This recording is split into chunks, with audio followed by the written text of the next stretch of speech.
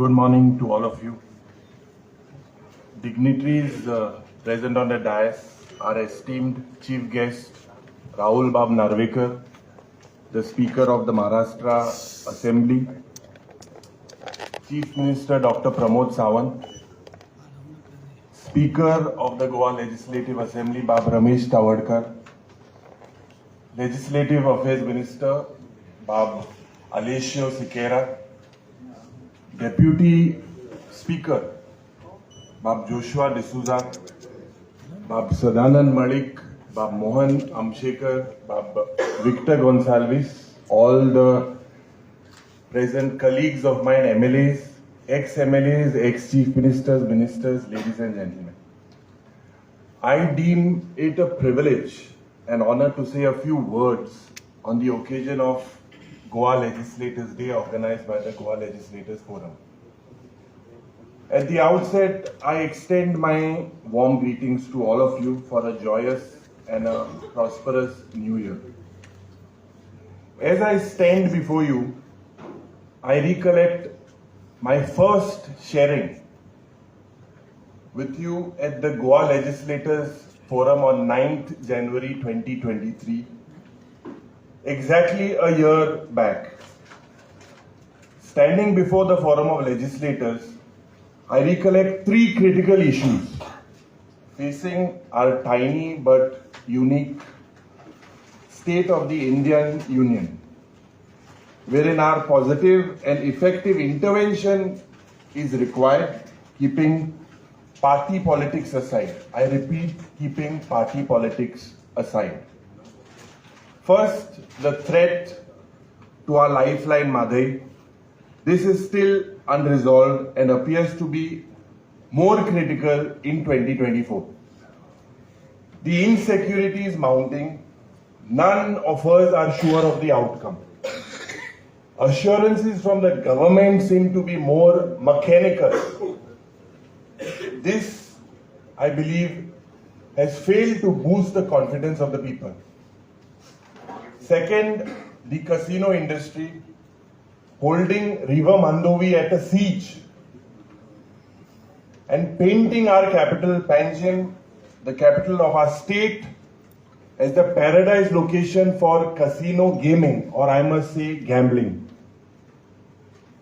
Every year this industry damages the image of Goa as the land of the pious. I note with regret that nobody seems to bother. Third, the reckless land convergence, transfer, change in use, sale of our scarce land resource. Every day seems to be a field day for land bankers from all the metros of India. This being the forum of legislators and political leaders, I am flagging these issues once again. Dear friends, I am also taking this opportunity to unload before you two strong concerns, fear and also disappointment on two issues. One is concerned with the growing threats to the freedom of choice and expression, which is eating into the vitals of free, liberal and independent democratic society. The other is the plague of defections that is shaking the confidence of the people in our parliamentary democracy. We are a 75-year-old democracy, and during these years we have developed democratic institutions and good conventions for our democracy. This for our democracy to flower, extend and deepen. We have established the rule of law. We have ushered into social, political and economic reforms through progressive laws and statutes. Every citizen should be proud of our achievements which we have brought through a process of consultation and democratic participation. Friends, what pains me the most is the threat to the freedom of choice and expression which we see emanating from some organizations. I would call them as non-state actors. What is worrisome is the failure of the state and the public machinery to effectively counter these threats. The perception that the state itself is attempting to connive with these forces which pose challenges to liberties and freedoms. I am afraid to say that this is not a wrong perception. The silence of the state and machinery has bolstered such forces in the bargain. Friends, I will not be wrong, and you all will all agree that the index of the freedom of choice and expression is registering a decline. And so is the index of dissent. It is indeed tragic to note that even legislators today choose the road of silence when it is their duty and all of us have to speak. I need to reiterate here that Goa is not only known in India but all over the world for its liberal and freedom-loving society. Enjoying freedom of choice and expression and respecting similar freedoms of others is the DNA of every Goenka. Our Chief Minister speaks about the gross happiness index. Recently, the Honorable Governor at some program remarked it as better not to speak of the Goa's happiness index. Let me put it straight. The happiness index of a Goenka would receive a strong jolt if we are perceived as threats to liberty and freedom of expression. Freedom are rights of citizens.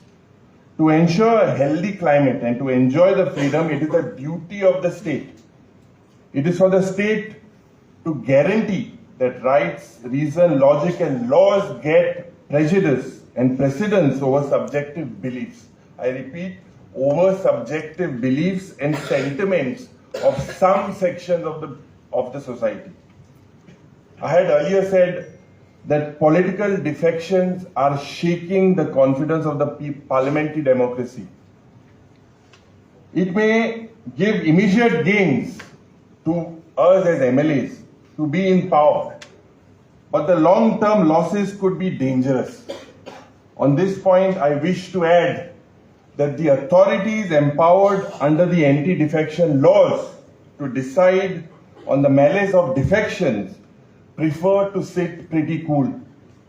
I am referring to the honorable speakers, the custodian of the house, who have miserably failed in their duties to cast upon them to decide on the disqualification petitions. All of us know that there is hardly any burden of litigation on the honorable speaker. It is definitely not a matter of pride or honor for any constitutional authority and the custodian of the apex democratic institution to play with these disqualification petitions at leisure and pleasure. Friends, I believe I have spoken enough. I am grateful to the Goa Legislators Forum for giving me this honor and the opportunity to share my mind. I hope you will appreciate my genuine fears and concerns. These concerns are not just of the political opposition. They need to be issues of each one of us. Once again, I thank the Legislative Forum, the Speaker, all the dignitaries present here, and wish you all the best. It's been 60 years today of the completion of this Goa Legislative Assembly. Before I take your leave, again, season's greetings to one and all of you. Jai Hind, Jai Goa.